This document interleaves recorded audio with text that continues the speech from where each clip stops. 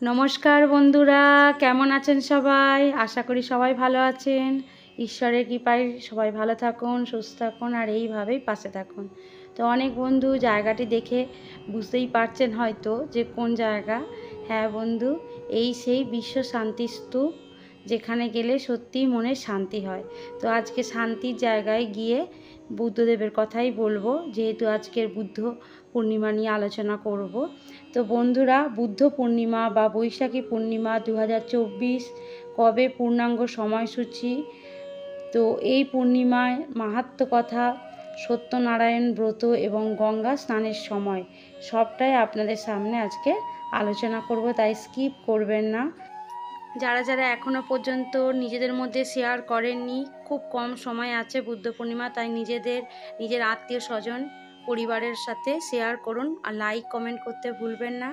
এই ধরনের ভিডিও পেতে সাবস্ক্রাইব করে রাখুন, যখন আবার নতুন ভিডিও ছাড়বো সবার আগে আপনার কাছে নোটিফিকেশান যাতে যায়।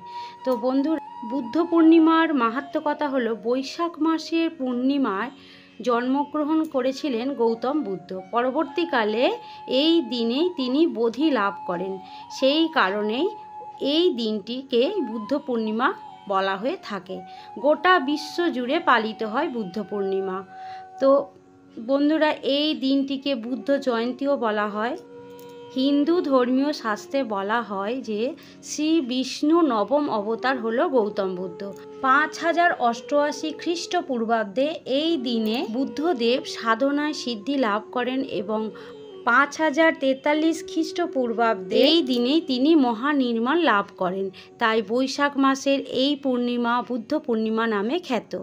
এই বৈশাখী পূর্ণিমাতে বোধি বা মহানির্মাণ লাভ করেছিলেন কপিলা বস্তুর রাজা শুদ্ধোধর মাতা মায়া দেবীর পুত্র সিদ্ধার্থ। রাজপুত্র থাকা সত্ত্বেও মাত্র 29 বছর বয়সে রাজ পরিবারের বিলাসবহুল জীবন ত্যাগ করে বেরিয়ে পড়লেন তিনি রাস্তায় নেমে তিনি প্রথমে একজন বৃদ্ধ, একজন অসুস্থ, একজন মৃত ও একজন সন্ন্যাসীকে দেখে উপলব্ধি করেছিলেন প্রকৃত জীবনকে। বৈশাখী পূর্ণিমাতে গৃহত্যাগী রাজকুমার বোধি লাভ করেন এবং তারপর তিনি গৌতম বুদ্ধ নামে পরিচিত হন। সর্বত্র স্থানে তিনি তথাগত নামেও পরিচিত ছিলেন। 2500 বছর আগে বোধি গাছের নিচে বসে বোধি জ্ঞান লাভ করার পর গৌতম বুদ্ধ শিষ্যদের মধ্যে যে ধর্ম জ্ঞান প্রচার করেছিলেন তাকেই বৌদ্ধ ধর্ম বলা হয়। বিহারে বুদ্ধ গয়ায় প্রচুর ভক্তের সমাগম হয়। এই দিন সকাল সকাল ভক্তরা স্নান সেরে বুদ্ধদেবের জন্মোৎসব পালন করেন। তো ভারতে এই দিন বুদ্ধ পূর্ণিমা বা বুদ্ধ জয়ন্তী নামে উদযাপন করা হয়। এবার জানব 2024 সালে বাংলায় 1431 বুদ্ধ পূর্ণিমার পূর্ণাঙ্গ সময়সূচি। তো বন্ধুরা, এই বছর 2024 সালের বুদ্ধ পূর্ণিমা বা বুদ্ধ জয়ন্তী পালিত হচ্ছে জ্যৈষ্ঠ মাসে। তো অর্থাৎ 23শে মে 2024, বাংলার 9 জ্যৈষ্ঠ 1431 বৃহস্পতিবার। বুদ্ধ পূর্ণিমার পূর্ণিমা তিথি শুরু হবে 22শে মে 2024, বাংলার 8ই জ্যৈষ্ঠ 1431 বুধবার সন্ধ্যা 6টা 4 মিনিটের পর থেকে পূর্ণিমা তিথি শুরু হবে এবং সমাপ্ত হবে 23শে মে 2024, বাংলা 9 জ্যৈষ্ঠ 1431 বৃহস্পতিবার সন্ধ্যা 6টা 48 মিনিটে। তো বন্ধুরা, 23শে মে 2024 বৃহস্পতিবার গোস্বামী মতে মাধবী পূর্ণিমা, শ্রীকৃষ্ণের ফুল দোল যাত্রা, সত্যনারায়ণ ভগবানের পূজা, শুভ সময় হবে 22শে মে 2024, বাংলার 8ই জ্যৈষ্ঠ 1431 বুধবার সন্ধ্যা 6টা 11 মিনিটের পর থেকে রাত্রি 7টা 47 মিনিটের মধ্যে।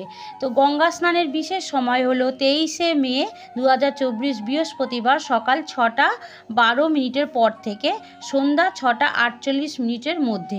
এবার বলবো ওই দিন অর্থাৎ বুদ্ধ পূর্ণিমার দিন কোন কাজগুলো করে আপনার গৃহে সুখ শান্তি, সন্তানের সুস্বাস্থ্য, সুশিক্ষা কামনা করতে পারেন। তো স্বাস্থ্য মতে বৈশাখী পূর্ণিমাতে গঙ্গা স্নান, দান, করে সমস্ত পাপ থেকে মুক্ত হওয়া যায়।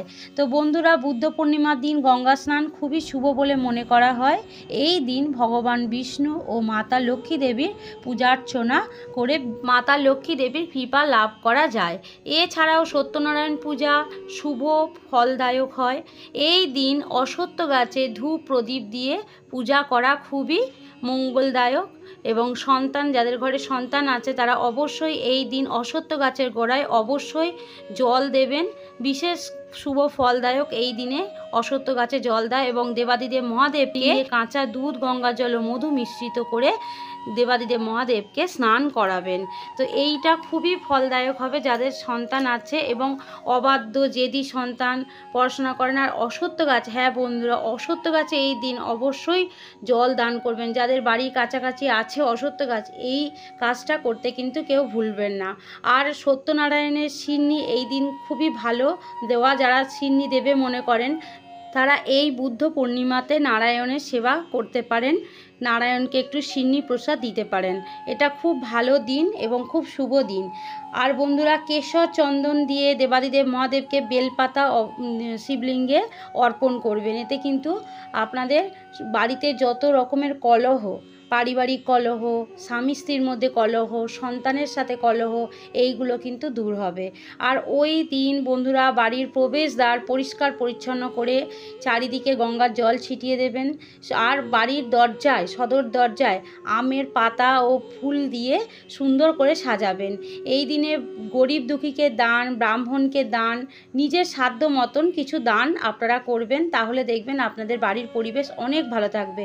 যাদের বাড়িতে নিত্য কলহ হয় তারা কিন্তু বন্ধুরা, আবারও বলছি, কেশর চন্দন দিয়ে বেলপাতা শিবলিঙ্গের মাথায় দেবেন এবং বাড়ির পরিবেশ যেন শান্ত রাখে বুদ্ধদেবের কাছেও প্রার্থনা করবেন এবং মনের কথা, মনের বাসনা জানাবেন।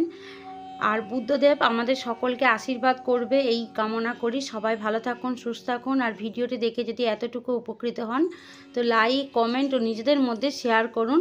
নিজেদের মধ্যে শেয়ার করতে কেউ ভুলবেন না, কারণ নিজের মধ্যে শেয়ার করলেই কিন্তু তবেই সবাই জানতে পারবে এবং উপকৃত হবে বন্ধুরা। তো আপনার দ্বারা যদি কেউ উপকৃত হয়, উপকৃত করুন। সবাই ভালো থাকুন, সুস্থ থাকুন। সবাইকে বুদ্ধ পূর্ণিমার আগাম শুভেচ্ছা জানালাম। যে বন্ধুরা সাবস্ক্রাইব করে দিয়েছেন তাদেরকে অসংখ্য ধন্যবাদ। এতক্ষণ ভিডিওটি দেখার জন্য অসংখ্য ধন্যবাদ। এইভাবে পাশে থাকুন। আবার দেখা হবে নতুন ভিডিও নিয়ে। বুদ্ধাং শরণং গচ্ছামি, ধর্মাং শরণং গচ্ছামি। বুদ্ধদেবের আশীর্বাদের হাত সবার মাথার উপর পড়ুক, এই মনস্কামনা জানাই। সবাই ভালো থাকুন। টাটা।